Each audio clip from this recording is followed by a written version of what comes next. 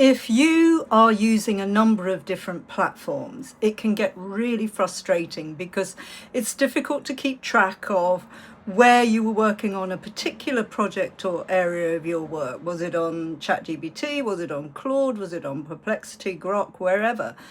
So one of the ways in which a lot of us are now pulling everything together is to develop well, it's not really install, it's creating what we call a second brain. Now, wouldn't it be great to have a second brain? I'd certainly like one. The second brain actually is little more than a central repository of all of your work, but clearly it is shared, or you can easily upload from one platform to another your work. What it does involve is getting the architecture right, getting the structure right, your folder structure, and of course the instructions for whatever platform you're working on to always reference. And those instructions include updating your about you.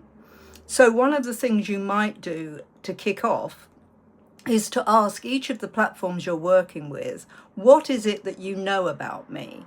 And see what they come up with. People don't go back and update the personalization settings, but with your second brain, you can keep everything in one folder setup. So you have to give clear instructions, updating your central folder, which is the first folder, subfolder would be README, and all of your platforms before every task would reference that, so that whatever platform you're working in is updated into what's the latest topics that you're working on, what are your concerns, what are your goals, and of course, most importantly, your tone of voice.